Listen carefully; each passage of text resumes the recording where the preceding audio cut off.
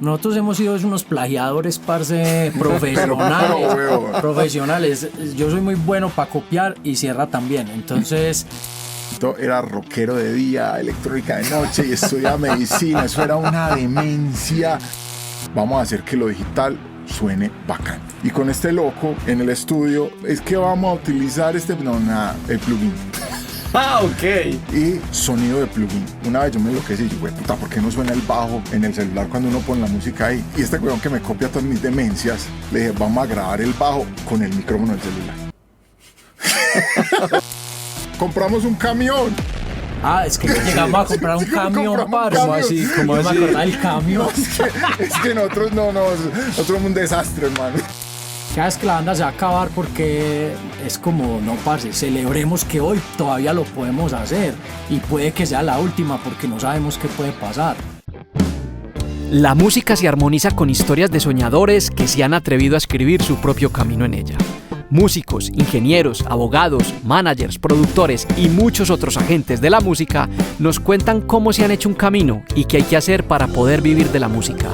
Bienvenidos al Voltaverso, el podcast de Volta. Hola amigos, bienvenidos a un nuevo episodio del Voltaverso. En esta ocasión tengo la oportunidad de estar aquí sentado con dos amigos de la vida, de la escena, de la carrera que se ha venido haciendo hace muchos años. Dos personas que siempre que estoy a su lado me hacen sentir microscópico porque son gigantescas. Y quiero que le demos una bienvenida a Nico y a Sierra de la AA. ¿Qué más, muchachos? ¿Bien, parcero, no? ¿Cómo va todo? Bien, no preocupado porque cuando llegaste me dijiste que has crecido. Pues ha crecido en tu local, güey. Ay, hombre. No, esto está muy bacano, hermano. No, me refería a que esto está muy bacano. Me enteré de todo lo de este chuzo y todo lo nuevo que estás haciendo. Y es que nos conocemos hace tanto tiempo sí, y tanta agua ha pasado por el río que ver como a la gente que uno pues no se tiene que hablar todos los días o todos los años con ellos, pero cuando los vuelve a ver eso es como una cercanía toda fácil. Sí, huevón, es como que el tiempo no pasa. Y que esto que estás haciendo ahora, el estudio, el café, todas estas cosas que tenés, me parece muy teso, muy loable. Y lo que te dije ahorita, tengo mucha admiración por la gente que sigue haciendo esto en pro de lo que le gusta, de su arte, de su vuelta. Ah, gracias, parce. No, digamos que es también resultado en que yo me obligué a que no hubieran más opciones. Entonces aquí seguimos y que parce, no, muchas gracias por haber aceptado la invitación de que conversáramos. Ustedes tienen una carrera ya de muchos años. ¿Cuántos años lleva la AA ya? La migajita de 27 este año. Juepucha, o sea, empezaron en el 90 y qué. En el 98. 98. Ah, juepucha. En el 98 y no sabía afinar y tenía un bajo. Esa era más o menos la película. O sea, empezaste con un bajo. Sí, yo empecé tocando bajo, pero no lo sabía afinar. Y el guitarrista no sabía afinar mentira, el guitarrista sí sabía afinar la guitarra, pero no sabía tocar. Era más o menos así. Okay. Y un parcero con una batería.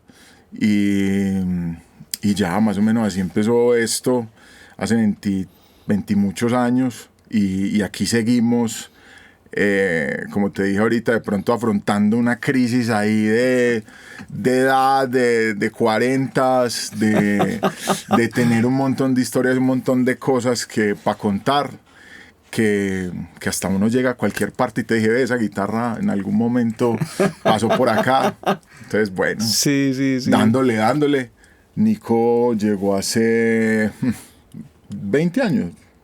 Más de 18, sí, ya. Sí. Ya cumplí la mayoría en la banda, ya. Y en este momento creo que estamos a la batuta, creo que de lo que siempre nos ha guiado, que es como hacer lo que nos da la gana. Y ya después de 8 discos tenemos con 8 discos. Ay, pucha.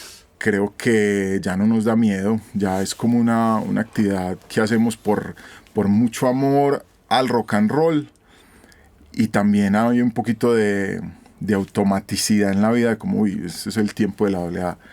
A veces como una locura, a veces pensándolo mucho, y también hemos tenido suerte, la verdad. Hey, si no conoces Volta, Volta es un estudio de producción musical con 15 años de experiencia. Entendemos el alma de cada artista, sus sueños, sus emociones, su visión única del mundo y contamos con la tecnología para volverlo canción. Creamos producciones musicales de alto impacto que no solo cumplen, sino que superan las expectativas. Nuestros servicios van desde grabación, mezcla y masterización, hasta composición de música original, entre otros. Nuestra mayor motivación es ver nacer y crecer cada proyecto. Contáctanos y atrévete a dar un gran paso con tu música.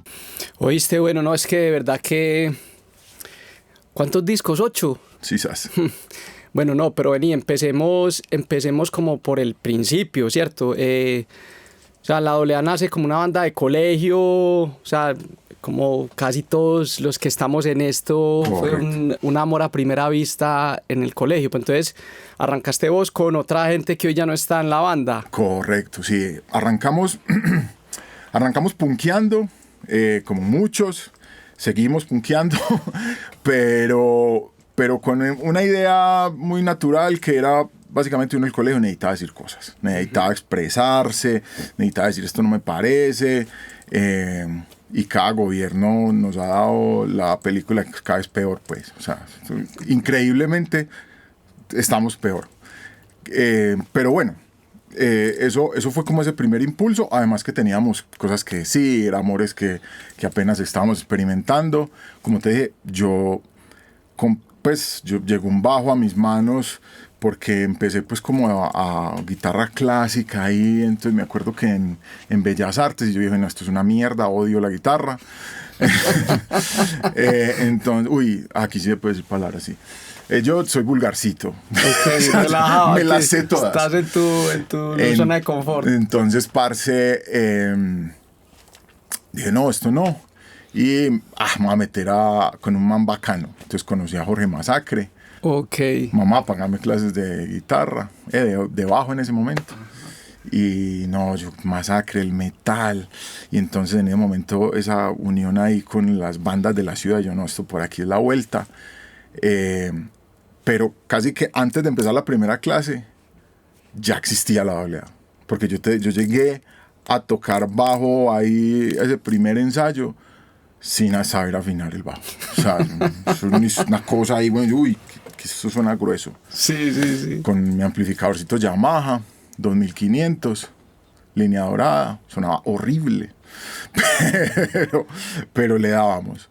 Y ya pues la película y todo se fue como decantando a tener esas sensaciones ahí en la banda. Primer disco grabamos cerca donde vos vivías antes. ¿Dónde? ¿O fue pero fue un estudio o fue una cosa así súper? No, fue un estudio. Lo que pasa es que nosotros, parce... Pero ese fue el primer cassette. El primer cassette, que se llamaba Ciudad Caos. Ciudad Caos. O sea, todavía no se llamaba la AA. No nos llamábamos la AA como tal, nos llamábamos Caos Ciudadano o Ciudad Caos, eso no sabíamos ahí qué íbamos a hacer. El nombre de la banda era Ciudad Caos. Sí, pues esa primera agrupación, parce, y éramos muy... Rebeldía juvenil. Pero con toda, y entonces tocábamos con los IRA y nos invitaban como a esos parches. Yo era muy fanático de una banda que por ahí creo que todavía existe, se llama Desadaptados, que es una banda muy punkera. Entonces andábamos en ese parche, pero pues a mí me llevaba mi papá, pues, en el carro ahí tan. Y yo creo que me quedé con las palabras de mi papá, como le estás dedicando mucho tiempo a la música, y sigo como con esa. O sea, 30 años después. 30 años después se murió y todo, y sigo como con eso en el cerebro, porque empecé a dedicarle a esto. Okay. Y empecé a conocer gente que de ahorita te contaba antes de que empezáramos que yo le agradezco mucho a la cantidad de gente que conozco y me conocen, y hay como una onda ahí de respeto muy bacano, porque yo me crié en el centro de Medellín. Entonces mi onda fue en el centro de Medellín y el colegio Calasanz. Entonces ahí conocí a los que primero fueron Los Grito, conocí a los que después fueron Tres de Corazón, conocí mucha onda. Y en el centro conocí el metal. Entonces, yo estaba como con un montón de parceros, y después el que tenía la tienda de música resultó teniendo una empresa de backline, y eso ha sido como una vuelta que uno ve tantos años atrás y uno hace una llamada y siguen ahí como firmes, pues eso a mí me parece es verdad. Increíble, weón. Entonces, como esa revoltura ahí de emociones después de tanto tiempo, y la AA nació como para retomar la pregunta de esa vuelta de hay que decir cosas, esto no nos parece, y también lo que estábamos sintiendo, una radiografía un poquito de Medellín hasta ese momento, y parce, nos fue muy bien. Entonces conocimos a Popcorn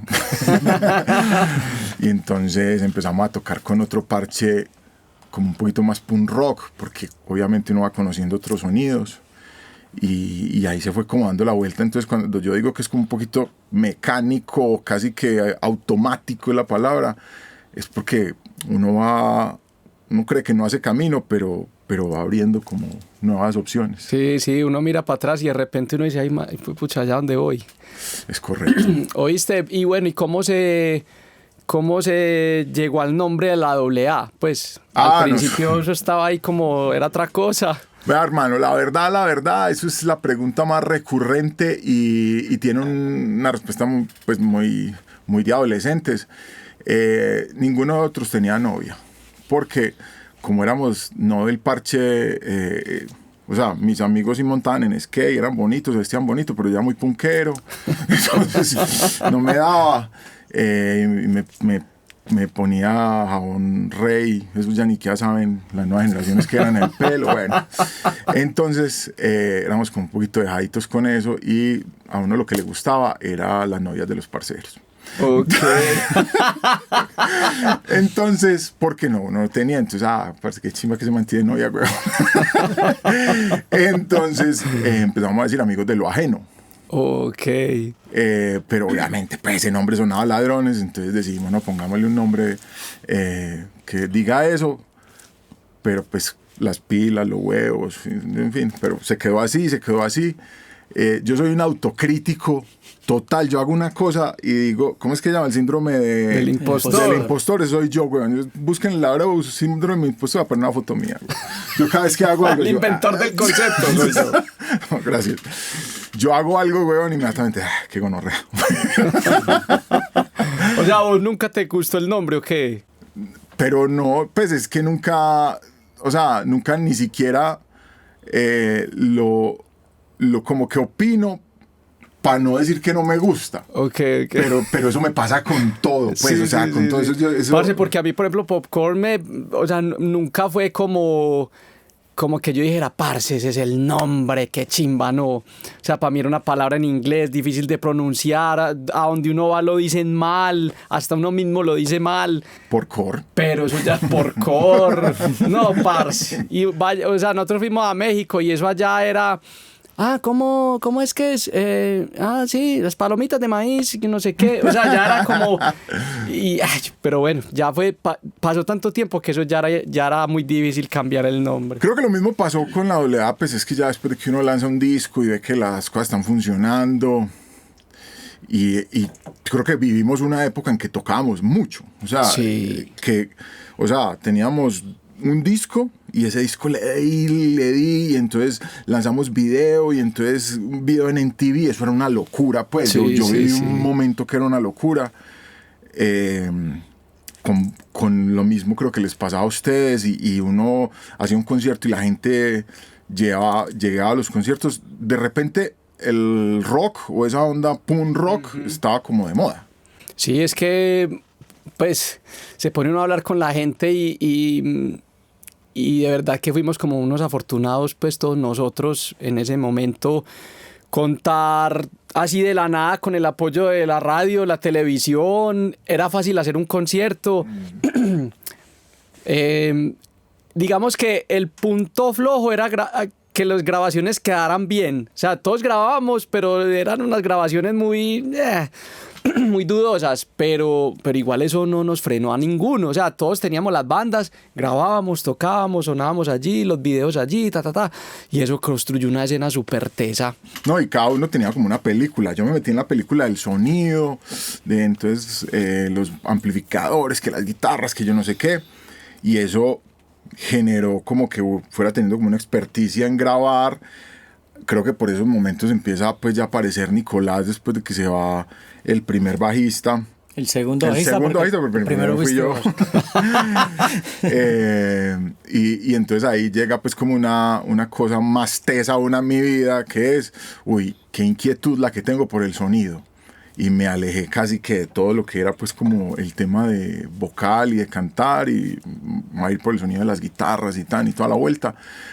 Y como vos decís, había como que un reflector sobre eso, sobre ese tema artístico que ahora, pues, no sé sobre qué esté, sino que yo creo que ya hay demasiados reflectores, entonces Sí, no hay puntualmente algo, sino que hay mucha variedad, y uno no apuntaba como ya creo que ahora sí apunta. Pues te lo digo honestamente, nosotros no le apuntábamos a nada, pero todo lo que saliera uno lo hacía. Ah, sí, total. Era como el disfrute y el parche de tocar y hacer. Y uno iba ahí como... Yo sí admiro y siempre he admirado mucho, por ejemplo, a proyectos como Tres de Corazón, que uno... a diferencia de Popcorn, Tres de Corazón siempre fue muy organizado, uno los veía, que planificaban y todo era aquí, y nosotros éramos como, ¿ves? Estos manes todos en peliculados. Entonces nosotros simplemente queríamos a tocar y ya, y uno los veía a ellos en otra película, entonces eso era muy teso porque pues... Lo que pasa es que, y para los que tienen menos de 20 años, hay una vuelta que es que en esa época, o sea, nosotros hace 27 años, yo era un man que medio tocaba guitarra y hacía cosas, pero, por ejemplo, cuando tuvimos un manager, eso fue como otra vuelta, como, ¿qué hay que hacer cuando uno tiene un manager? Parce, hasta la cambia de cuerdas, pues, uno dice, ¿cada cuánto tiene uno que cambiar cuerdas? Pues eso vale un poco de plata. Entonces uno después se da cuenta que no, mejores son estas, pero en ese momento no había como tanto conocimiento fácil. Y grabar era también un misterio casi, y era con lo que hubiera, pum. Yo creo que sacamos adelante muchas cosas. La banda Tres de Corazón, la banda que mencionabas ustedes, en ese momento había otro sinnúmero de bandas que fueron como muriendo. Nosotros creo que la terquedad y la obsesión por algo que nos gusta y nos gustaba ha venido siempre dejando ahí como cada tanto tiempo un disco, cada tanto tiempo un video. La cantidad de videos que nosotros tenemos en YouTube, yo cuando decimos en entrevistas en otro país, la gente es como que ustedes tienen casi 40 videos. O sea, videoclips. Sí, videoclips, sí. Es una cosa. Pero es porque entre ustedes también ha habido como esa goma del audiovisual, ¿sí o qué? Sí, es que mencionaba a Tres de Corazón y yo creo que, o sea, aparte de las bandas que hemos logrado estar tanto tiempo, es porque se han formado equipos de trabajo muy bacanos, en los que Sierra, por ejemplo, se veía mucho de sonido de guitarras y cualquier duda que uno tuviera o cualquier sonido que uno escuchara en un disco, le preguntaba a Sierra, ¿cómo hacemos eso? Necesitamos un pedal tal, un amplificador tal, y con esta guitarra que tiene este micrófono, y y llega y lo conectaba, y parce, sí, eso sonaba brutal. Sí, sí. Yo empecé también con lo del estudio, también a estudiar mucho todo lo de las técnicas de grabación. Tadeo era muy gomoso con el tema audiovisual. Entonces hubo un equipo que, sobre todo en esa época donde no todo el mundo lo hacía y no todo el mundo tenía la posibilidad, y teníamos otros amigos que no eran de la banda pero también nos apoyaban. Entonces ahí se empezaron a hacer un montón de videos, un montón de canciones, a grabar nosotros mismos. Entonces eso nos permitía ser como súper autosuficientes y reducir mucho los costos de producción. Sí. Entonces eso hacía que pues saliera mucho material de la AA y eso se fue acumulando en el tiempo y se volvió como una costumbre. No, es que 40 videos, eso es mucho. Sí, muchísimo. Y ahora la vuelta es que ya pues supuestamente uno saca música y si no tiene video como que no existe. Yo lo que... o sea, si en algún momento he estado perdido en la escena musical, en lo que hay que hacer, es este momento. Bueno, porque es que yo quería preguntarles eso, o sea, para ustedes, ¿cómo ha sido como la transición de lo que fue la escena en esos 2000, pues por allá al principio, versus hoy? Pues ustedes cómo perciben o cuáles creen que son los principales, las diferencias más grandes que hay hoy versus lo que era antes. Pues es que a la AA le han tocado como las tres etapas. La etapa en la que era como uno buscándole el lado a una disquera, para que lo firmara, y a eso ya, hijo de pucha, nos iba a lanzar al estrellato. Entonces habíamos grabado un disco, a ese disco le hicimos un video con Locomotora, ¿Cuál fue ese disco? El Paraíso AA. Ok. Grabamos el video de Mi vida está en el rock and roll, le metimos mera producción. La primera producción que así, eso, no, parce, no, no, con no. fuego, con un montón de con modelos, parce, y lo mandamos y lo pasaron en MTV, y nosotros ya teníamos el disco listo. Entonces logramos una distribución con Universal. Okay. Y nosotros pensamos que ya, parce, o sea, ya el próximo año en Miami. Y salió el disco, y eso, en esa época los discos los vendían, eran Los Éxitos, no sé, en La Rumbita, en esos almacenes de CDs. Ay, marica, yo no tenía ese recuerdo. Claro. Hay uno en el Éxito buscando Entonces, Sandra y aparecía el sí, disco sí. de uno. No, ay, güey. En Tower Records, En en Tower, el Tesoro, claro. era donde encontraba uno así, o en Carioca, que uno los pedía a Estados Unidos en un catálogo que tenían allá. Entonces, para nosotros ver que nuestro disco estaba en todas esas tiendas, parce, eso era como un logro, el hijo de pucha. Se empezó a vender el disco, y cuando se acabó, ¿Se acabó? Se acabó. Se acabó el disco. Y esos manes no ¿Y cuántas copias sacaron ahí? Okay. Yo no, eso era como 1000 copias. El caso es que eso se vendió, y a los 6 meses ya no había disco, y nosotros, parce, con las ganas de que la gente escuchara y tuviera el disco, y no había disco por ningún lado. Esos manes ni nos contestaban. Ya uno pasó, ahí nos dimos cuenta que eso de la industria no era tan fácil, que uno entraba ahí, los rockeritos de últimos en la fila siempre. Sí. Entonces logramos que nos liberaran el disco y lo regalamos, y eso, parce, lo empezaron a descargar un montón. Fue la primera vez como que nosotros ahí vimos el poder del internet y de la distribución electrónica. Okay. Y empezó ya esa nueva etapa de, uy, qué montón de oportunidades de uno mismo distribuirse, uno mismo mostrarse. Entonces ya el estudio en la casa, entonces buscábamos dónde grabar las baterías, pero todo lo demás lo grabábamos en la casa. Sí. Y esa parte, en esa etapa para la AA fue ideal porque, parce, o sea, sacamos muchos videos, sacamos muchos discos, y había pues como una cosa ahí muy bacana. Pero eso obviamente le empezó a llegar a todo el mundo. Y ya la oferta, llegó un momento en que la oferta es tan grande que uno es una arena ahí en la playa, y un montón de gente haciendo lo mismo, y todo el mundo se empezó a especializar, y eso es muy brutal, que todo el mundo tenga esa oportunidad, pero ya también uno cada vez se sintió menos escuchado, a pesar de que tenía todas las herramientas y todavía a la mano. Entonces todas esas transiciones han sido como, uy, qué oportunidad tan brutal, uy, sí, pero, uy, no, y hay que pagar para que los mismos seguidores, que bien difícil que era conseguirlos, ni les salen las publicaciones. Muchas veces nos ha pasado que montan uno las fotos del concierto y es que, ay, parce, ¿cómo así? Yo no me di cuenta. Sí. Pues, pero ahí pusimos todo en internet, en las redes, ahí está todo, y es que, no, eso no me salió. Sí, eso pasa, y es muy frustrante. A mí también me pasa que como que hay gente que le escribe a uno, ¿cuándo vienen a Bogotá? Entonces uno, tal fecha, y uno hace toda la bulla del concierto, Bogotá, y después, ¿cómo así? ¿Cuándo vinieron? Yo no me di cuenta. Parce, pues, o no entran a las redes con regularidad, o el algoritmo detecta quién es el que pregunta para hacerle la cagada a uno, vaya uno a saber. Eso es muy raro.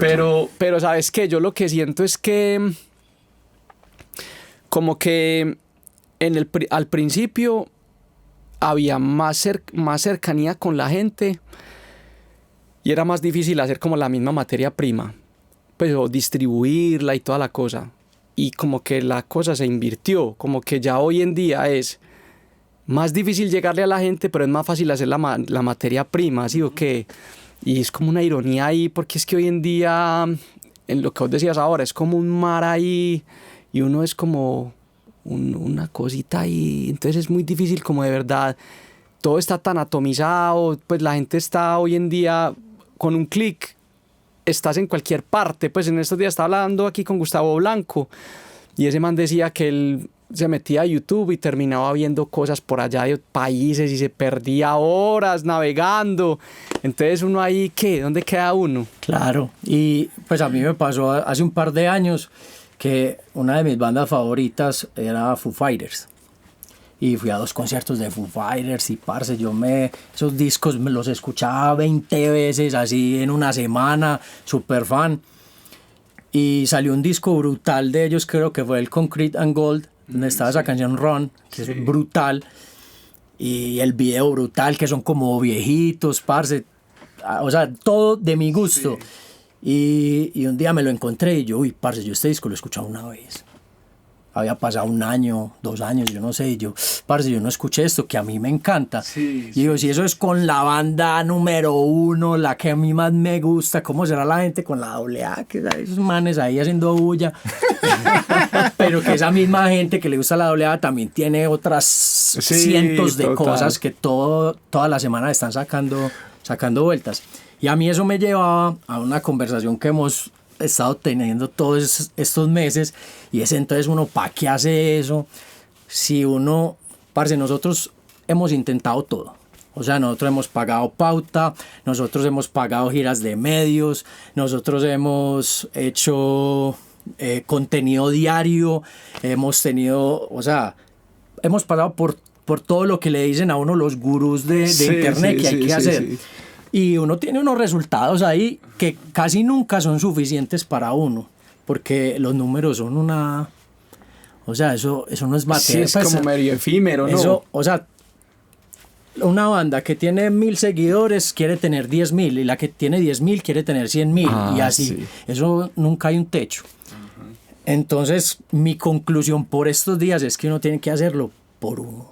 Ah, sí, total. Por el amor que uno por le tiene el amor, a hacer esto. Por la amistad, por la parcería, por reunirse con esa gente, hacer cosas que le gusten a uno, cosas bacanas, de las que uno se siente orgulloso. Lo mismo los conciertos, lo mismo las giras. Es como, parce, acá vamos a ir a México, si eso hay que ir allá 3 veces al año para que pase algo. Sí. Pues no, por ir, porque ir es muy bacano. O sea, como que ya en esta etapa empiezan como ese tipo de planteamientos, como el por qué, para qué, si todo es tan difícil, todo se acaba ahí mismo. O sea, uno hace esos esfuerzos gigantes de, bueno, vamos a hacer contenido por un mes. Y le mete, y bacano, las métricas, todo. Y dejó de hacer contenido una semana y pum, parce, para abajo todo. Sí. Usted lanza sencillos en Spotify, empiezan a subir esos oyentes, se le acabó el disco, pum, vuelven y caen, parce, en picada. Entonces eso se vuelve muy frustrante, y por eso uno no puede perder como de vista que lo haces realmente es por uno, no por ese resultado. Oíste, en todos estos años que ustedes llevan, ¿cuál fue tal vez como un punto de quiebre donde ustedes sintieron que valía la pena tomarse las cosas más en serio? O sea, como que ustedes dijeron, uy, esto que pasó, aguanta que nos empeliculemos más, pues si es que lo hubo, como un punto de quiebre en la carrera de la banda. Yo creo que ha habido varios, que recuerde tocando en Rock al Parque. ¿Eso fue en qué año? 2019 fue uno. Yo no podía creer. Marica, toda esta gente sabe estas canciones, yo no me las sé. O sea, ¿qué es esto? Sí, es verdad, pues, o sea, los fanáticos más fanáticos y más de la familia, ¿verdad? Saben que yo tengo una memoria cagadísima. Siquiera tengo mucha memoria muscular. De resto. Y eso para mí fue un punto de quiebre brutal. Más atrás, de pronto, para mí en lo personal, fue cuando la gira de Argentina, la primera, yo no podía creer que la AA me hubiera llevado a Argentina, donde toqué con bandas que eran referente de mi vida, poder estar en un lugar con, qué sé yo, Ciro, poder estar en un lugar abriéndole a 2 Minutos, eso era una cosa muy loca, pues, o sea, yo ahí dije, uy, no, moral. ¿Y esa fue una gira autogestionada o los contrataron allá? Todo es autogestionado, hermano, y todo es buscando recursos, sea subsidiados por el gobierno, por la alcaldía. Hemos viajado varias veces con becas de la alcaldía. ya llegó un punto en el que sí nos llevaron a varias partes, como con todo pago así muy brutal afuera del país, pero siempre ha sido muy, muy autogestionado todo, parce. O sea, desde los contactos para tocar en las giras, porque generalmente conseguíamos un toque y ya después era bueno, parce, para librar etiquete, tocábamos por ahí 10 veces allá donde sea. Y nos pasaba que un día tocábamos en, no sé, en México, en el Vive Latino, que fue, parce, como, yo creo que otro punto de quiebre, pero distinto, porque eso fue un día antes de que entrara la pandemia y cerrara el mundo. Ah, bueno, pero yo quería que ahorita habláramos de ese Vive Latino. Listo. Y el día anterior habíamos estado tocando en un bar en otro pueblo por allá, en el que el público eran las otras bandas que tocaban. Sí, un contraste muy teso. Pero nosotros siempre, parce, era metérsela a todos los conciertos igual. Pero sabes que hay un punto de quiebre que nosotros siempre hablamos mucho de ese momento, y una vez que tocamos en Río Negro, yo creo que fue con ellos, que sudaban las paredes del gentío tan brutal. O sea, era un lugar, no sé, para 100 personas, y eso le metimos para ahí 200. Eso era una irresponsabilidad con todas las letras. Y la gente enloquecida, y ya pues cuando el concierto es con tirada de brasier, ya uno ya la rompió. Eso también fue un punto de quiebre. Después de ese concierto le metimos mucha moral a una cosa que después yo me fui pudriendo en cierta medida, pero era porque ya era muy difícil hacerlo, organizar, que fue lo que llamamos el Tour del Arriero. Sí. Que eso se volvió muy difícil de hacer ya porque las condicionantes eran muy complicadas, los bares dejaron de existir en cierta medida, porque el bar de rock, nosotros decimos muy entre nosotros, pero aquí entre nosotros poquitos, que el rock es a este momento, a pesar de que es el género que me gusta y nunca me he querido encasillar en que hago rock sino en que hago música, pero pues finalmente todo me lleva allá, es como música vieja, pues. Es como, no sé, un bar de tangos, es un bar de boleros. De boleros. De pronto sí coincido con vos, porque es que vos vas, o sea, no puede decir uno que todos, pero a la gran mayoría de lugares donde ponen rock, ponen los clásicos de siempre, pues Guns N' Roses, de Leppard, no sé qué. Entonces uno es como que pero no al mismo tiempo, o por lo menos me pasa a mí, que a mí me cuesta mucho como conectar con propuestas de rock muy modernas. Siento que les falta algo que antes sí había en las bandas. Yo no sé si a ustedes les pase.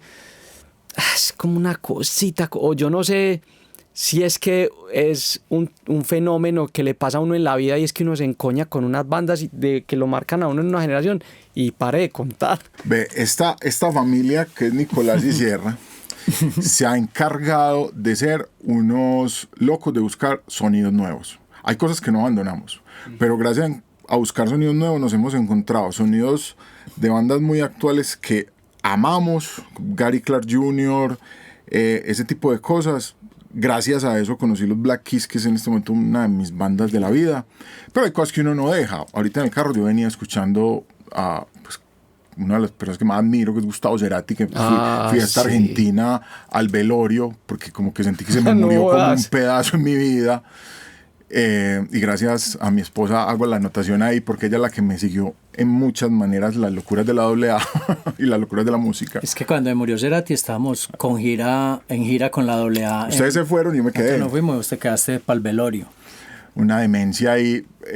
Pero creo que uno también, o yo, a todo el que hablo como este tema de la música, del rock, es explorar, porque hay mucha música y mucho rock and roll.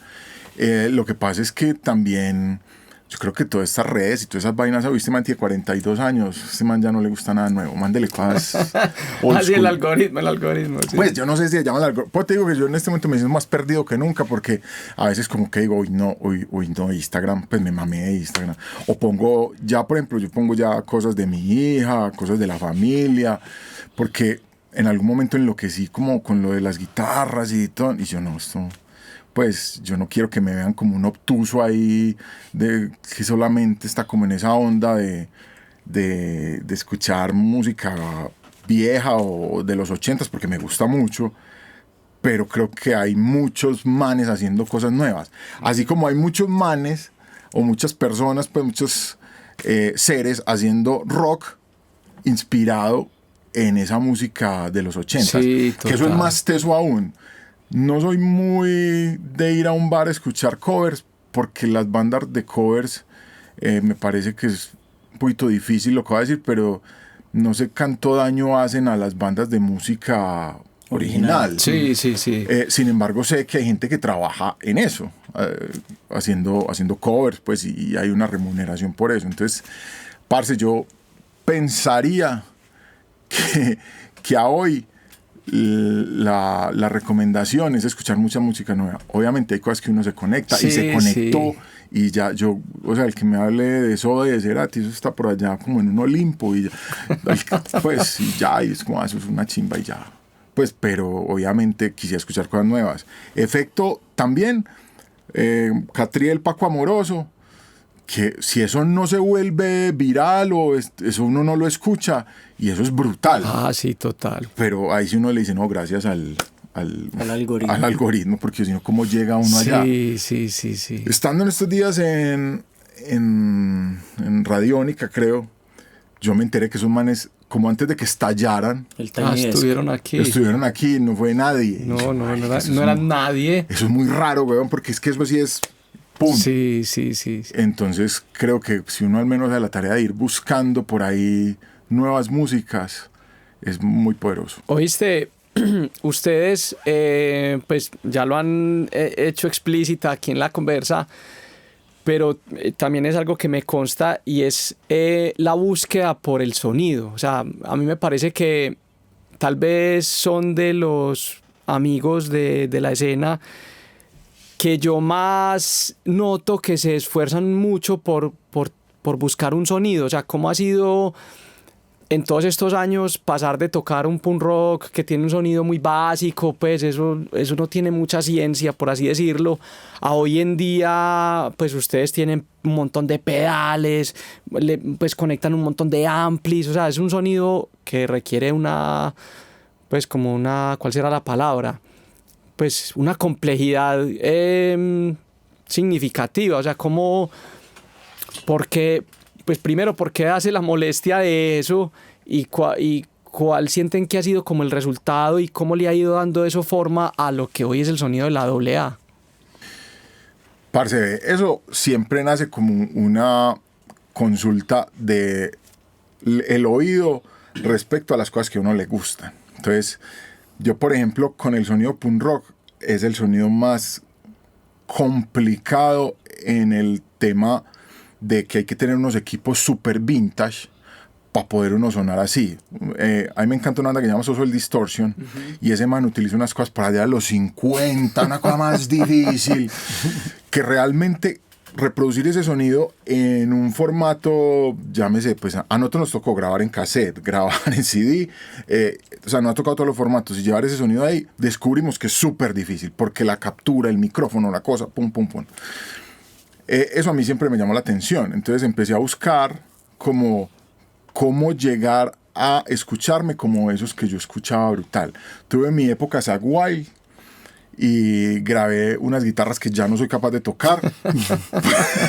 Es con verdad. Armónicos, punteos, una cantidad de punteos. Eso era un man ahí de extraterrestre que ya no soy yo. Yo no me acuerdo cómo tocar eso, ni cómo lograr ese sonido. No, jamás lo voy a lograr. Y ahora estoy en una búsqueda como de una especie de riqueza sonora, pero es de lo básico. Yo ahorita te estaba diciendo que vuelvo ahí a mi crisis de los 40 y empecé a salir de huevonadas. Parce, yo tenía amplificadores, pedales, como 12 guitarras. Yo, ¿pero qué es todo esto?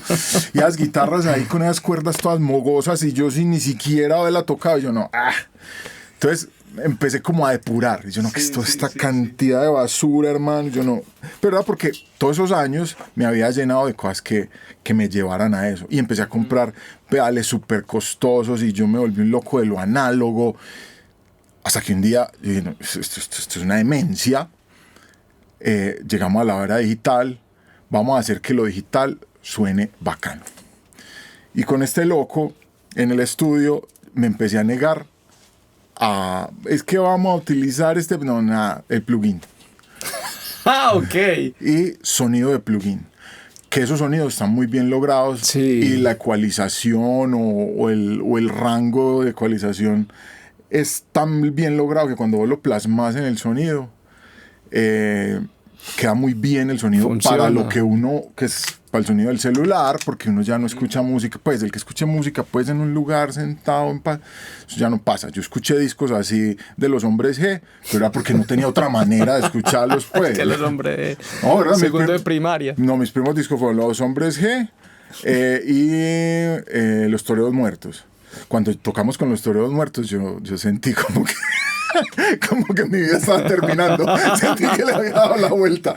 Y como yo, ahí con ese man, yo, ¿cómo estás? Y yo, este man lo escuché en un disco hace 30 años.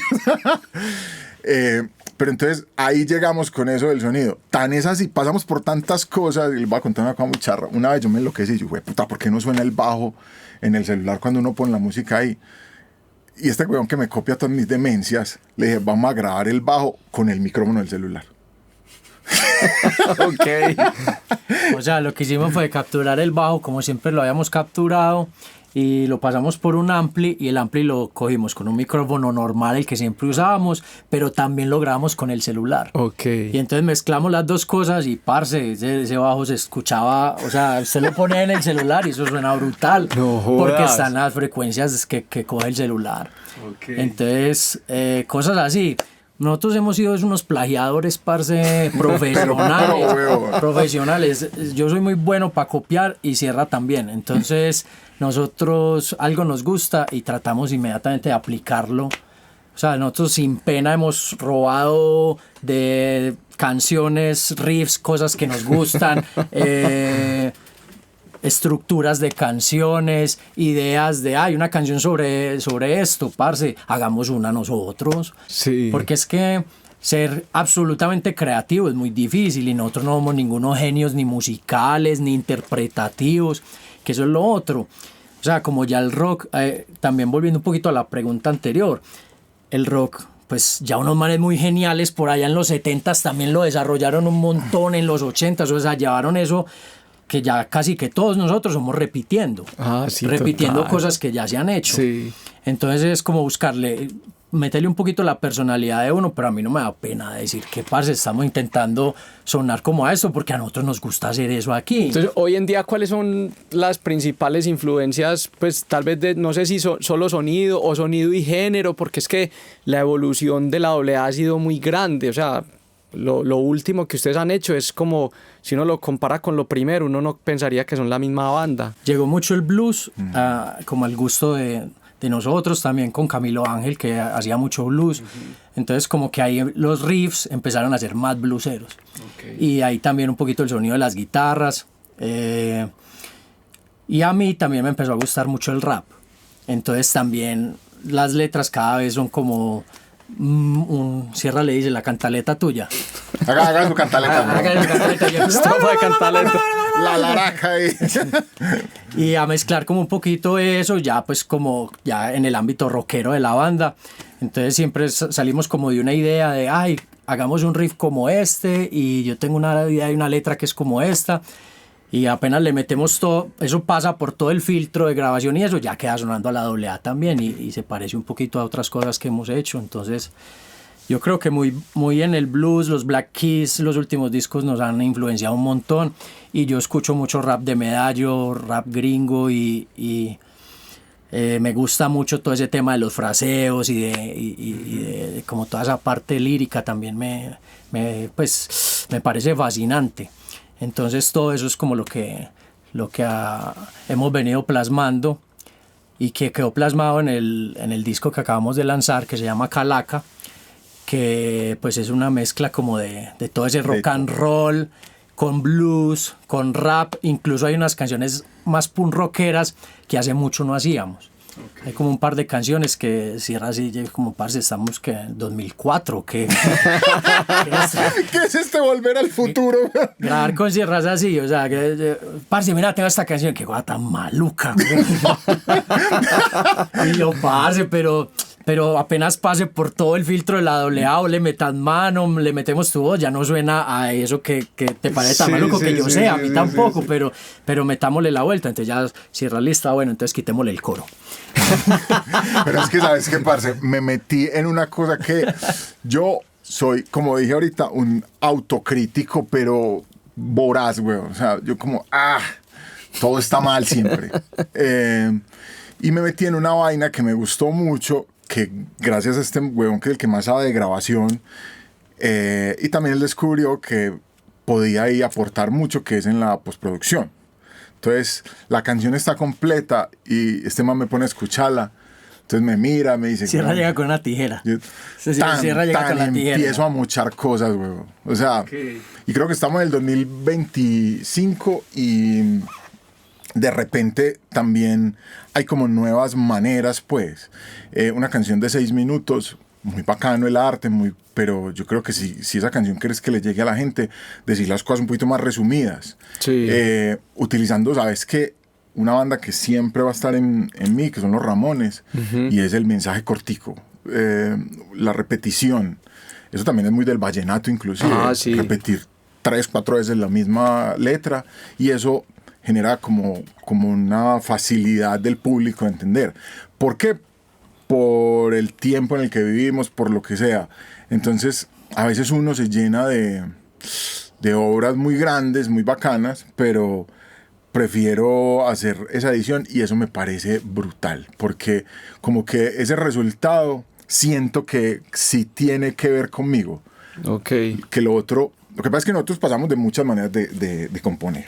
Es que para allá iba, o sea, ¿cómo es el proceso creativo de ustedes? Pues, ¿cómo componen? Hemos pasado por todo. Hemos pasado por todo, desde todos, tocando, llameando, hasta, pues hoy en día lo que más usamos es riffs que Sierra graba y él me los manda. Y yo hago letras, así solo la letra. Okay. Y entonces ya yo empiezo a escuchar esos riffs de Sierra y empiezo como así decir bobadas. Sí. Y hasta que llego a un ritmito o una melodía que me gusta y ya empiezo a buscar en mi librería de letras y empiezo a jugar con eso, a ver que muchas veces queda el coro de una letra que yo tenía con la estrofa de otra, con la cantaleta o el rapeo de otra. Y ya obviamente ya montando eso con la banda. Incluso este disco no lo montamos, o sea, fue hecho en el estudio, producido todo. Okay. Yo por primera vez grabé baterías. Eso vi por ahí. Me metí en ese reto porque, parce, yo creo que también es muy importante que hoy en día uno tiene que ser muy efectivo en el costo de este hobby o de esta pasión o de como lo quiera uno llamar. Y nosotros pagamos unos estudios de batería por allá, parce, y muy en volta brutal. Brutal. De hecho, nos pasó una anécdota con una canción que grabamos con vos, y fue La Reina del Hielo. Sí. La Reina del Hielo nosotros la grabamos, no sé si te acordás, como en 2 días. Sí, yo me acuerdo, eso era como a contrarreloj, no me acuerdo por qué era que había que entregarla rápido. Porque nos dijeron como un jueves que el martes había que entregar la canción en Radiónica porque iba a entrar a rotación, porque íbamos para un concierto Radiónica, entonces ellos necesitaban una canción y nosotros no teníamos. Entonces eso, Ángel llegó tarde a grabar las baterías, se tenía que ir para un concierto, él grabó eso como en 2 tomas, nunca quedó contento porque él es muy paciente y le gusta dedicarse, no le gustan las cosas así. Nosotros somos un poquito más efectivos, nosotros el sonido lo teníamos muy claro. Complicado, me acuerdo. Grabamos la canción, un montón de capas, un montón de voces, cosas. Sí. La canción quedó muy bacana, entró a la emisora y es la canción que en emisora le dio mejor de la AA. Yo me acuerdo grabando ese coro, un comentario, yo estaba ahí tocando, y este güey estaba aquí al frente, yo estaba grabando guitarra, y este güeyón vio que yo no sabía para dónde iba. ¿Quién? ¿Yo? No, este güeyón. Okay. Entonces, y vos estabas ahí mirándome, y este güeyón me dice, la nota que sigue es tal. Y Y vos te cagaste la risa como estos hijos de puta no saben qué están haciendo. Porque yo iba ahí, ay, marica, ¿qué es lo que sigue en este? Uy, Nicolás, está la que sigue. Y así quebraba. O sea, eso fue una toma para todo, güey. Eso fue... No, esa fue una experiencia muy bacana. Bueno, nosotros grabamos esa canción, le fue muy bien en radio, pero nunca quedamos contentos con el sonido. Ey, parce, cancela este podcast. Aquí viene lo interesante. Porque, que Ángel, que el redoblante, que la batería, que no sé qué, porque quedó esa sensación de que fue afán. Sí.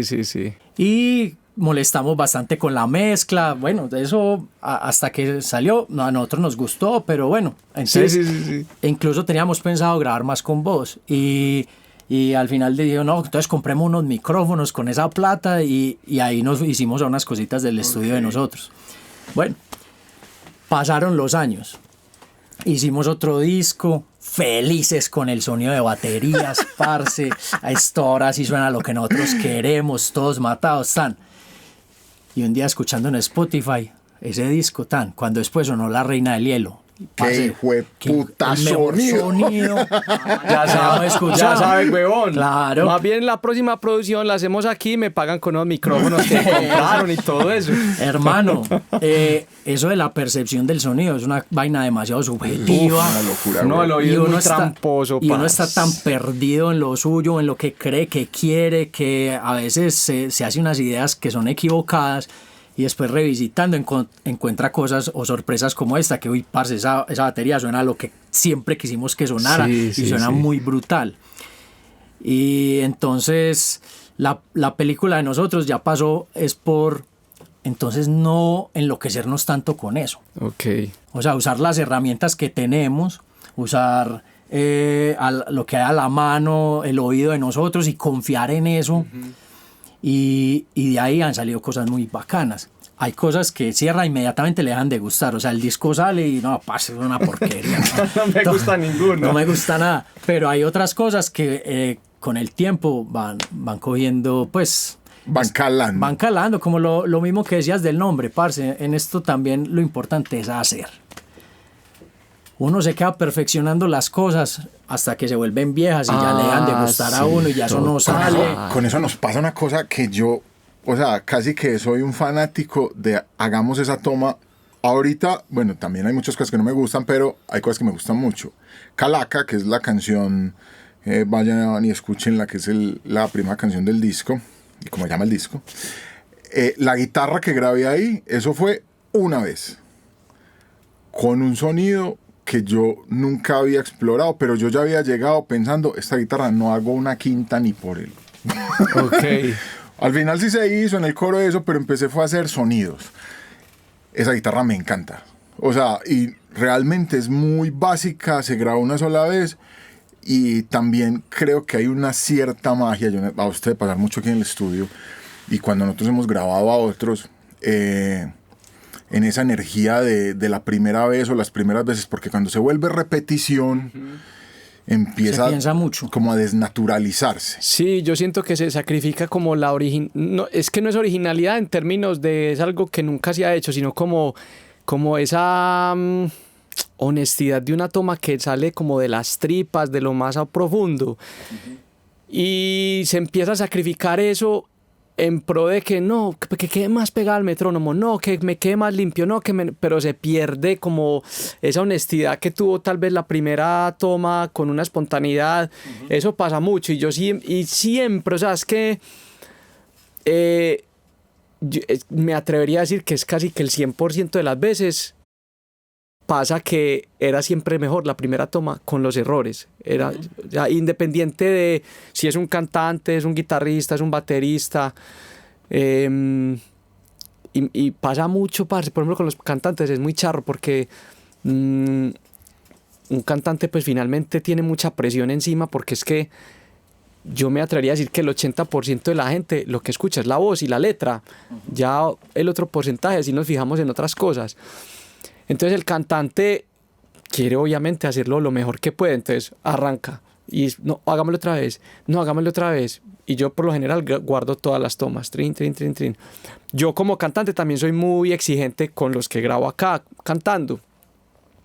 Pero también soy muy honesto y digo, la primera toma que hiciste quedó mejor. No, pero es que me puede quedar mejor. Y al final, venga, volvamos a escuchar la primera. Ah, no, sí, parce, está mejor la primera. Yo no sé, tiene una magia, tiene una cosa, pues... Nosotros lo llamamos tan a la demencia, como todo lo de la AA, que el anterior disco, Compadres Deluxe, lo grabamos en vivo. Pues nos fuimos para donde antes era el estudio de nosotros, que se llama Verne, y montamos todo el set. Nos fuimos como 4 días, alucinógenos. Pero eso fue en una finca, ¿no? Sí, en una finca. Pero es que la particularidad es que Sierra y yo no sabíamos las canciones, pero el batero y el tecladista no. Ok. Entonces nosotros seteamos todo para grabar y empezamos a montar el tema con ellos. Vea, esta canción es así, pero no les mostrábamos ni maqueta ni nada, sino lo que a ellos se les fuera ocurriendo. Y le dábamos 3 repasones, rec. Y grabé 3 tomas seguidas y ya, parce. Brutal. Sin metrónomo, sin nada. Lo que así y ya las voces sí se graban encima de eso. Y así hicimos 10 canciones, parce. Y esos tempos de ese disco son para adelante, para atrás. Pero quedó una energía, es mucho parce, más, pero es que a la final... muy única. ¿Sabes qué? Yo un día viendo un youtuber ahí, yo no me acuerdo cómo era, que se llama un guitarrista que es todo teso, hace unos videos muy bacanos.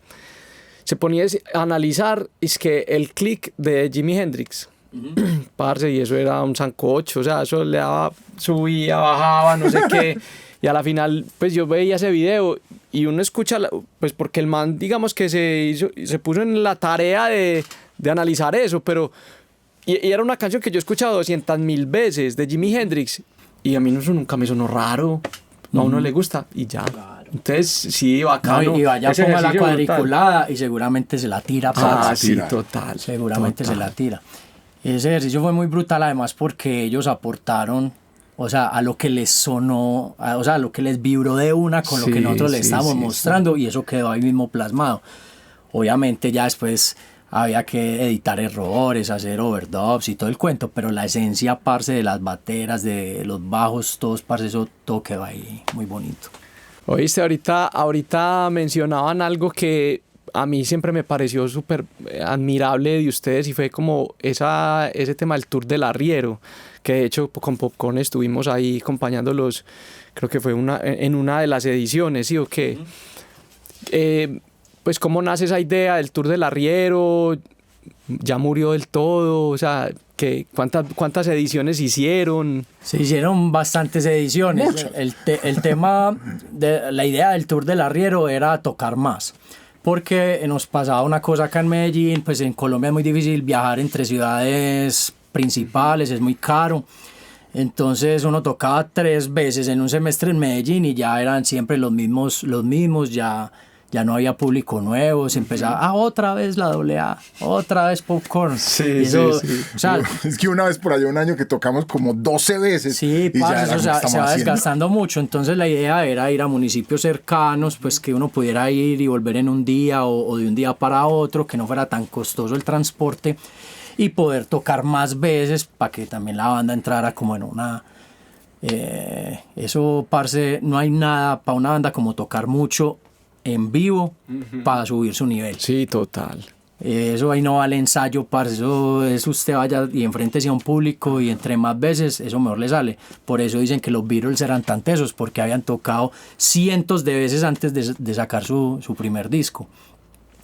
Entonces nos inventamos eso del Tour del Arriero y empezamos, parce, conectándonos a la consola de los bares en el pueblo para las voces y llevando y sacando por los amplis los otros instrumentos, sí. Hasta que después compramos un sonido y empezamos a viajar con el sonido también de nosotros. No, compramos un camión. Es que llegamos a comprar un camión, parce. ¿Cómo así? ¿Cómo me acordaba del camión? No, es que nosotros nosotros un desastre, hermano. ¿Cómo así que un camión? Compramos un camión para el Tour del Arriero. No. Para meter todos los equipos y todo ahí. Porque la idea era hacer el Tour del Arriero ya no solo en Antioquia, sino por toda Colombia. Ok. Y entonces nos compramos un camión y ya habíamos comprado el sonido, pero entonces nos gastábamos la plata del tour pagándole al man del camión. Pues entonces lo que necesitamos es un camión. Entonces compramos un camión y el camión se empezó a varar también.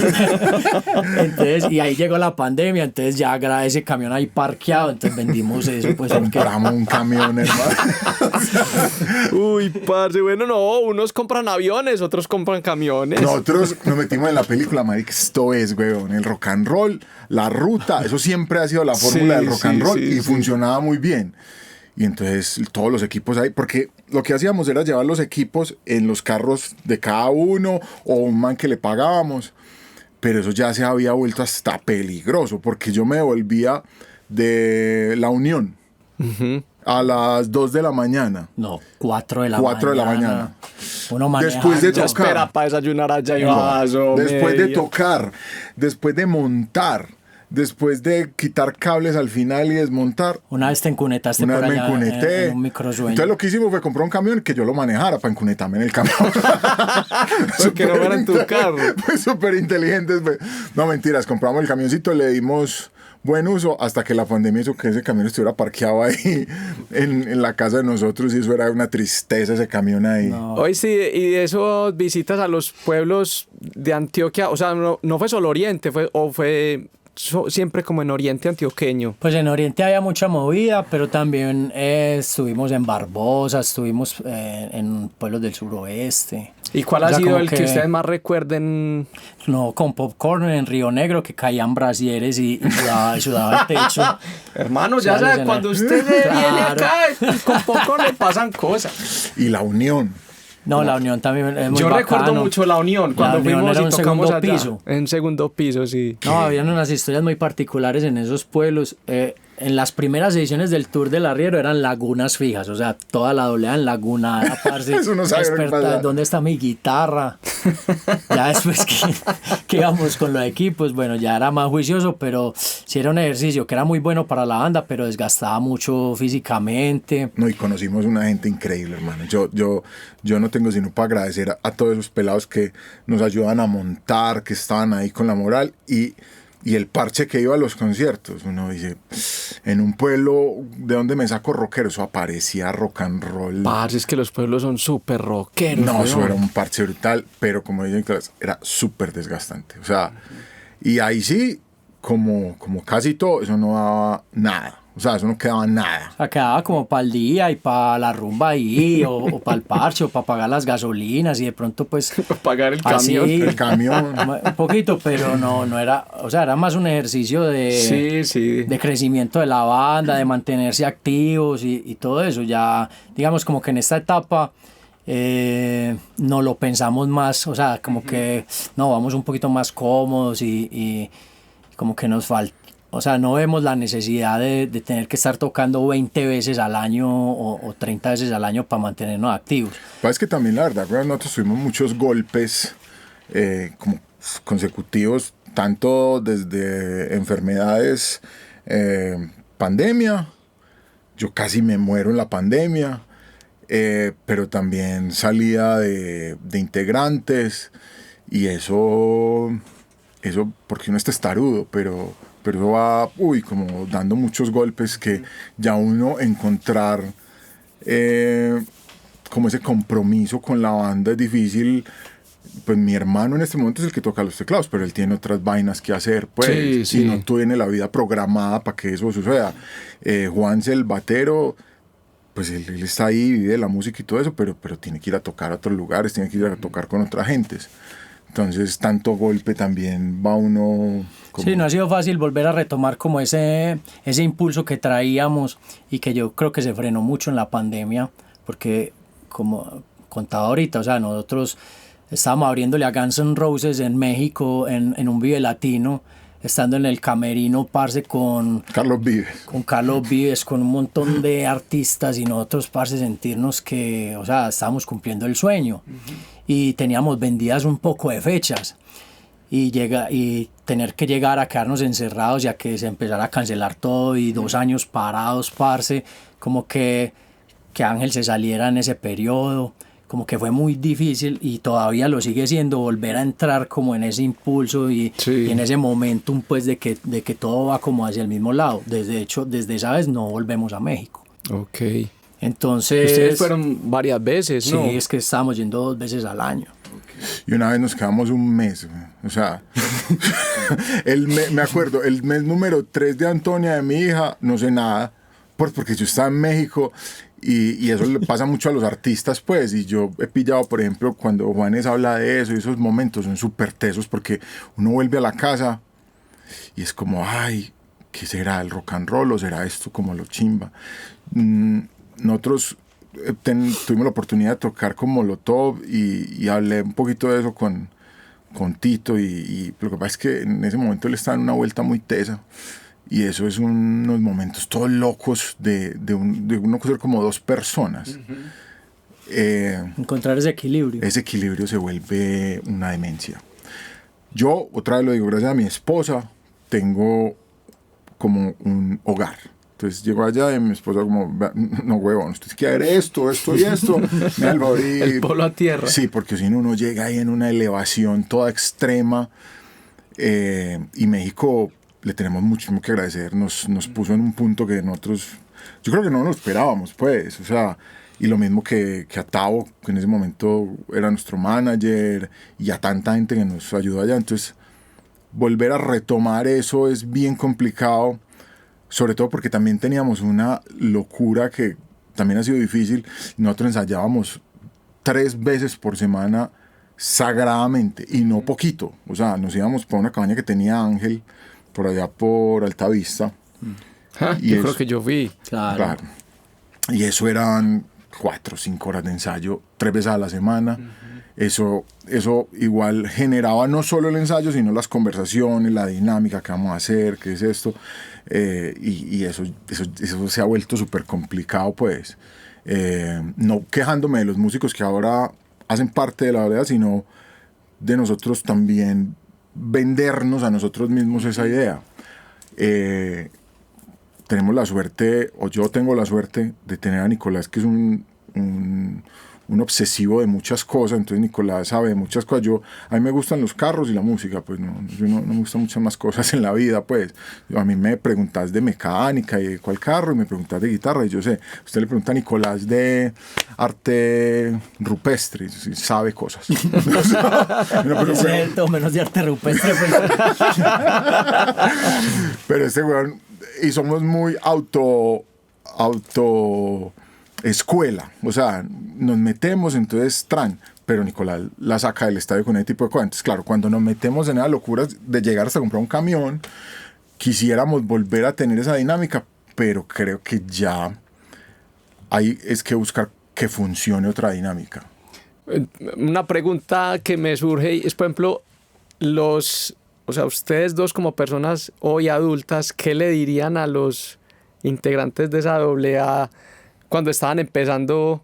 ¿Cuál sería el consejo que ustedes mismos se darían a sus versiones cuando estaba empezando la banda? No, la mía es muy dura, hermano. No escuche rock and roll. El rock and roll es una maldición que va a dañar su vida. Cierra, ¿te acordás del tropipop? Ese es el camino. No, yo respeto mucho mi yo anterior y mis yos anteriores. He hecho recontrahuevonadas, pero cada una me ha llevado a lo que soy. De pronto, pues yo soy arquitecto, pero esa época que empecé a estudiar medicina y creo que pude haber sido más juicioso, sobre todo porque estuve muy metido. A mí me gustaba mucho la música electrónica, entonces estuve muy metido también en ese parche de los drum and bass, esas cosas. Y en ese momento era rockero de día, electrónica de noche y estudiaba medicina. Eso era una demencia. Era muy fuerte yo. Y además estaba metido con ese parche del centro. Entonces había un cajero ahí que llamaba Servibanca. Entonces uno iba allá a fumar cosas. O sea, era too much, pues. Entonces a ese man le diría, ay, cógela con calma, güey. Sí. Bajarle revoluciones. Pero ese man era capaz de hacer todo eso. Ok. Es como ese guitarrista de Una Mala Noche, ¿o de cuál es? Sí, una mala noche y Paraíso. Y Paraíso que tocaba Doblea. mucho. Ese guitarrista, yo ya sé que ese guitarrista no existe, pues. O sea, yo escucho eso y yo, qué man para tocar, hermano. Sí. Entonces, sí le diría a ese man que le bajara un poquito, porque, pues, obviamente eso queda una demencia. Y yo creo que yo tenía una pelea, una película muy fuerte también entre mi profesión, que es ingeniero civil, y la música. Como que lo uno traicionaba a lo otro. Uh-huh. Y ojalá hubiera tomado algunas decisiones más en pro de una estabilidad más económica, como más, porque después aprendimos que es más bacano hacer esto si vos no tenés que estar pensando en el arriendo y en el mercado. La música se disfruta más si vos ya tenés también tu vida medianamente solucionada. Sí. Entonces como que yo peleaba mucho con eso y me sentía como traicionando mi sueño y traicionando a la música cuando tenía que trabajar en otras cosas. Entonces lo podría haber hecho más tranquilo y dedicarle pues un tiempo responsable a hacer lo que amaba. Y creo que después encontré ese equilibrio, pero me costó varias decisiones difíciles y bastantes millones de pesos, pues. Comprar un camión. Como comprar un camión, como esas cosas. Pero en realidad todo lo que nosotros hemos hecho por la música ha sido con mucho amor, parce, y con una entrega y con una pasión así. O sea, de esto es mi vida. Y de hecho en este disco hay una canción que se llama La Primera, que es la segunda del disco, que es una canción que parece ser como un amor súper tóxico o una mujer súper tóxica, pero esa mujer es la banda, es la AA. Ok. Y que siempre fue la primera, o sea, en todas decisiones de vida muy fuertes, como que siempre pensaba, o sea, en algún momento me planteé irme para el extranjero a vivir, a hacer otra vida distinta, y no me fui por la AA. Era algo que jalaba demasiado, o sea, como, parce, mi vida es esto, o sea, yo me voy para allá, yo no soy yo. Entonces, sí son decisiones que lo podrían haber tenido en otras comodidades de pronto, en otras cosas, pero si uno hace las cosas con ese amor y ese convencimiento, yo creo que no quedan pues como arrepentimientos muy grandes. Uf, brutal eso. Hoy hice una pregunta obligada y es ese viaje a China que ustedes tuvieron. ¿Cómo fue esa experiencia tocar allá en otro idioma tan distinto, otra cultura tan distinta? ¿Eso cómo fue? Yo creo que mar de sensaciones y haber ido a China, hermano. Eso, desde el principio, eso fue una emoción, un sufrimiento, después un billetal, después que vamos a... No. Y cuando llegamos a Beijing, yo estaba con este huevón y yo ¿cuál de los dos tenía una cara más como de, estamos aquí? Y además nos patrocinaba Gibson, entonces además las guitarras nos llegan al hotel. Eso era una demencia total, porque además de eso, o sea, ahí también descubrí que qué bueno uno viajar con la guitarrita de uno, porque es muy difícil. Listo, Gibson, gracias, los queremos y nos apoya cuando vamos a otro país. Ellos, la idea es que nos ponen allá los instrumentos. Esa sensación de vos llegar y ser como, yo me sentía como rock de los 80s, porque que lleguen, que te recojan una persona, una traductora, un país totalmente demente y loco y que uno no sabe nada y que fue increíble. Y tocar para una gente cantando ahí, gritando en español, uno diciendo que es de Colombia y no tienen la más mínima idea de qué es este chochal. Sí. Eso pues no tienen la más mínima idea. ¿Dónde queda esto? Entonces uno ve eso, queda más arribita de Brasil, porque obviamente con Brasil tienen como una referencia económica, bueno, tan más bajito de Estados Unidos. México, no, más bajito. O sea, a mí me llegaron a preguntar que en qué parte de Europa quedaba Colombia. ¿Verdad? No, eso no tienen ni idea. Pero, o sea, el respeto de esa gente por el artista, parce, no lo habíamos vivido nunca en ningún escenario. O sea, que a uno le respetaran ¿cómo se llama? El coso técnico. El rider. O sea, que a uno le respeten el rider con las medidas del stage plot, con los cables marcados, con el número de canal que vos habías puesto en el input list. O sea, que era como llegar y pin. Y ya iniciarse una mezcla ahí más o menos decente. Y el festival al que fuimos fue muy loco porque era, yo creo que como todo lo chino, producción en masa. Entonces era el mismo festival, el mismo cartel, 3 días seguidos. Ah, no jodas. Entonces Y ustedes tocaron 3 días seguidos. Entonces nosotros llegamos 2 días antes porque tienen que llegar 2 días antes para que se puedan aclimatar y descansar Claro. de ese viaje tan grande. Así nos dijeron. Desde ahí nos empezaban a pagar todo. De ahí para adelante, prueba de sonido un día, todas las bandas ya tenían todo montado. Al día siguiente, primer show, al día siguiente, segundo show, y era todo igual, un día tras otro. Y cada vez, o sea, cada día la mezcla iba mejorando, parce. O sea, Todo era mejor, era impresionante. todo sonaba brutal. Todos los equipos eran como nuevos, parce. O sea, yo le una quité el cosa- papelito al micrófono. Sí, Verdad. todo era así y nos tratan con un respeto Ujú. muy grande por lo nuestro, pero también como con una Pues, una rectitud pues de lo que ellos son, que eso no es negociable. Entonces, por ejemplo, ellos nos pidieron el listado de las canciones 2 meses antes de ir, con las letras en inglés, traducidas para ellos estudiarlas. No jodas. Los organizadores. Sí. Entonces, de entrada, el man que nos había ayudado a hacer el contacto, que era un man que habíamos conocido en una gira en México, ese man nos dijo, parce, esas canciones revolucionarias de ustedes y antigobierno, antisistema, eso mejor no lo metan ahí en eso que van a mandar, porque de una vez les van a decir que no, y de pronto entonces ya se tocan y dicen, entonces no manden eso. Ah, bueno, entonces mandamos las más de amor, las más suaves. Y digo, eso cuando estén allá, ya ustedes verán lo que tocan. Entonces nosotros, no, pues cómo no vamos a tocar Niño Bomba, o bueno, Niño Bomba de pronto no, Campesino, una canción bacana, toquémosla. La tocamos en el primer concierto. Por la noche nos llegó un mensaje, el repertorio de ustedes para mañana es este, tan. Y parce, las canciones que habíamos mandado antes no estaba Campesino y en un orden distinto al que nosotros habíamos planteado el show. Y entonces como, es que no, pero es que... Yo respondí, pero no, yo te mandé este. El repertorio de ustedes mañana es este, pasivo-agresivo, así. O sea, todo era así, como y uno, ¿qué más va a decir? Nosotros llevamos unas visuales que eran, precisamente como sabíamos que no iban a saber nada de Colombia, eran paisajes naturales, pajaritos, y en un letrero, pues traducido como al mandarín, decía Colombia y decía la AA, ya. Eso lo probamos y también nos llegó el mensaje por la noche antes del primer show. No, la organización tiene sus propias visuales. Porque decía Colombia. Porque no se puede hacer propaganda nacionalista de ningún país, de nada. Lo que pasa es que uno obviamente va a otro país y nosotros somos... O sea, yo llevo con mucho orgullo yo soy colombiano y entonces uno lo dice con mucho orgullo en toda parte. Resulta que allá no le metas tanto a eso. Sí, allá son muy respetuosos de su cultura china y son muy estrictos con sus normas y usted manténgase ahí y lo tratan súper bien.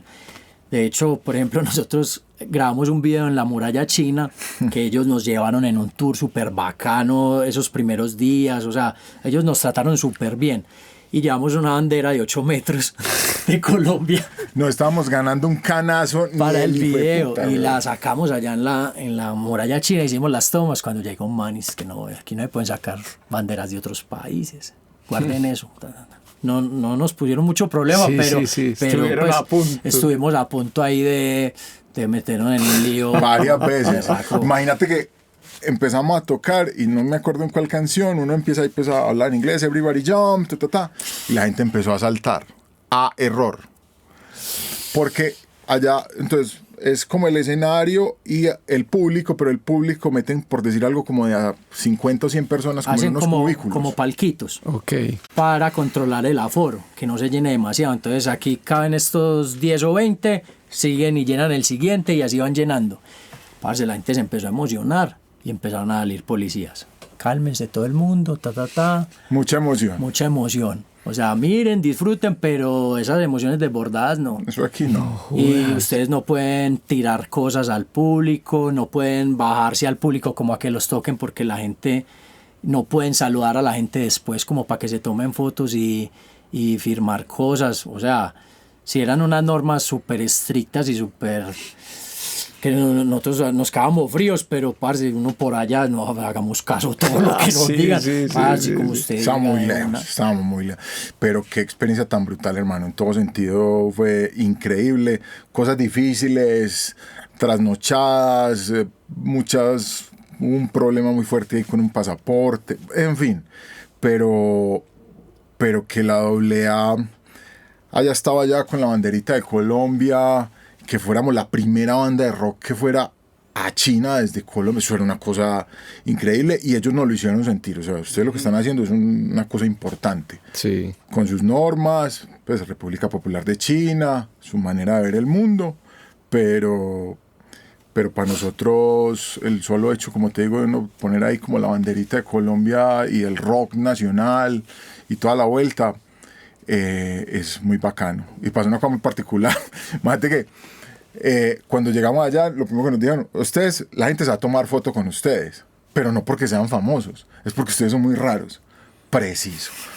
Mi hermano también estaba así barbado, nosotros somos alticos y la gente nos ve en la muralla china, la gente nos para como una foto, pero no por famosos, pues, sino por raros. Pues. La cara de los niños cuando veían a Sierra. ¡Oh, por Dios! Era como si estuvieran viendo el abominable hombre de las nieves, parce, caminando por la calle, abrazaban a la mamá como, ¿quién es esa bestia que está suelta? Sí, porque allá, por ejemplo, el turismo es una cosa muy tesa porque nosotros no veíamos turismo y ese país tiene un montón de cosas turísticas. Lo que pasa es que allá nos explicaron, el turismo aquí es nacional. Este país es tan grande y tiene tantas regiones que aquí no necesitamos que venga nadie. O sea, aquí con nosotros mismos somos autosuficientes. Okay. Entonces la muralla china estaba llena de turistas, pero uno sí empieza a notar las diferencias. El chino que vive más hacia la frontera con Rusia o el que vive más hacia el mar. Entonces hay una onda ahí como de parecidos diferentes, pues. Pero estos rostros, o sea, latinos, cero. De pronto vimos una pareja de turistas, pues sabíamos que eran turistas porque eran monos, pero el resto, sí, que fue en ese templo, que nosotros lo vimos y ¡ay! Gente que conoce por porque eso no es sino rayado por toda parte y muy teso porque es turismo interno, pero a niveles, es que hay mucha gente. De millones de personas en un templo de eso, es una cosa, y sí, pues nosotros éramos los únicos que no éramos chinos, yo creo. Entonces, una vaina fuerte. Entonces, claro, la gente toma foto con uno, pero es por la rareza, sí, pues. Sí. Y rockear por allá fue... Es que ver a la gente saltando y acto seguido, no salten tanto. No, ¿será que eso está bien o mal? Pues porque uno dice, lo logramos, no, pero no lo logren. Ah, ok. Verdad. Ay, hombre, bueno, entonces ahora ustedes andan lanzando un nuevo disco, Calaca. Ese disco de que habla, que este capítulo nuevo de la AA que... yo vi una publicidad y me preocupé mucho que habla pues como del final de la banda. Es que eso ha rondado mucho. ¿Ha rondado ese fantasma del...? Ha rondado en las cabezas y en la salud. Mi hermano estuvo muy enfermo. Bueno, le tuvieron que poner ahí Stark. Una cosa. Me pusieron un monitor cardíaco por unos problemas que tuve. Sierra también tuvo un problema en la columna y no podía caminar. Entonces todo eso pasó como en ese momento en el que estábamos grabando el disco. Julián muy enfermo, Sierra también un día dice que no me puedo mover. Y digo, ahora estoy muy mal. Y mandaba llorando, pues, y yo, Sierra llorando. Yo he llorado 3 veces en la vida. Cuando murió mi papá, cuando mi hija estuvo en cuidados intensivos y el día que me levanté y no puedo caminar. Y yo, pues si no puedo caminar, entonces pues apague y vámonos. Ni que es que no pueda caminar, es que no pueda levantar de la cama. Y yo, ay, bueno. Entonces, a mí me pasó eso hace... Fue antes, eso fue como después de pandemia. Así hubo un día que yo estaba parado y literalmente fue como si me hubieran movido alguna cosa que caía al suelo y estuve como 3 días en la cama así, no me podía mover, quieto. Y entonces, pues, y en medio... Este huevón ya como con muchas canciones armadas y no había sujeto para hacer eso.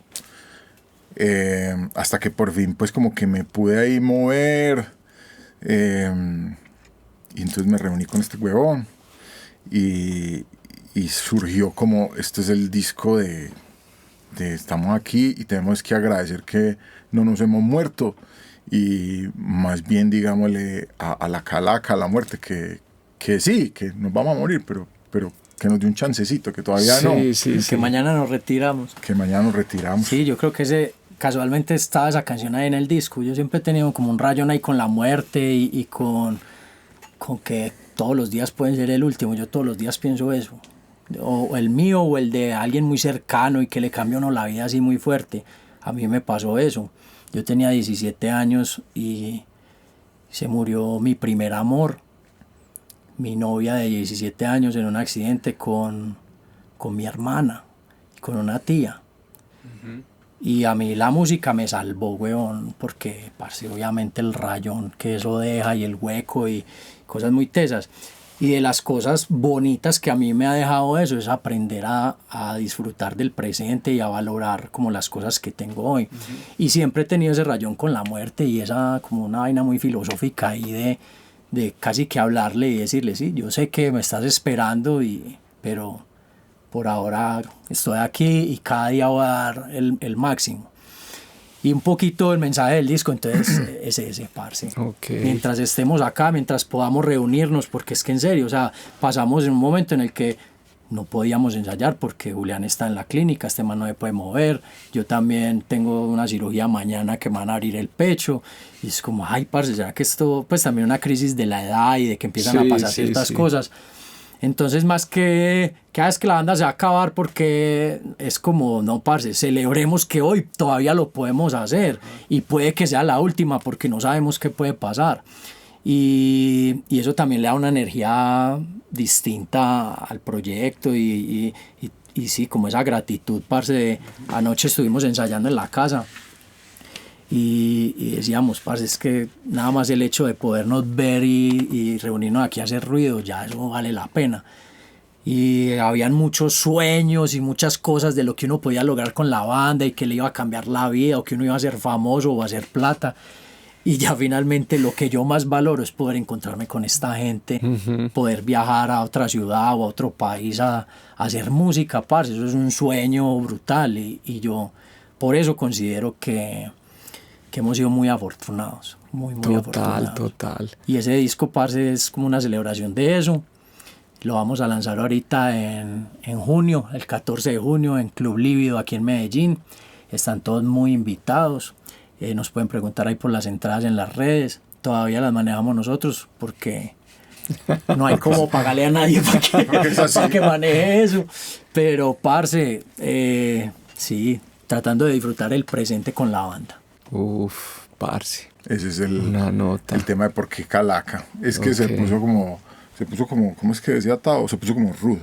Se puso rudo la cosa. Bueno, no, yo quiero, pues ya que ustedes mencionan tantas cosas de salud, darles un pequeño elixir de mi parte para que se lo repartan.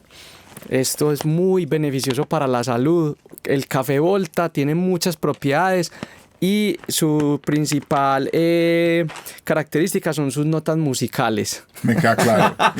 Parce, no, les quiero regalar una bolsita de este café que es hecho con mucho amor. Es un café que es de Norte de Santander. Bueno, aquí ya ustedes verán como toda la información. Chimba. Para que lo disfruten y, parce, nunca dejen de hacer música. Gracias, Muchas Master. Gracias por haber venido. Gracias a vos.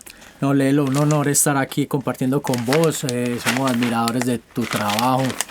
Yo, parce, personas apasionadas por esto y que he visto crecer, yo te sigo siempre y celebro todos tus triunfos. Me parece brutal lo que estás haciendo con Volta y con todo el equipo de trabajo que tenés. Entonces, para nosotros es un placer estar aquí hablando y echando estos cuentos que son pues la vida de nosotros. Muchas gracias, Nico, parce. De verdad lo agradezco mucho. Ya saben que esta también es su casa. Cuando quieran volver a hacer música, que la hagamos juntos, aquí serán más que bienvenidos. Brutal, hermano. Bueno, muchachos. Muchas gracias. Aquí seguimos. Chao, amigos. Nos vemos pronto. Chao.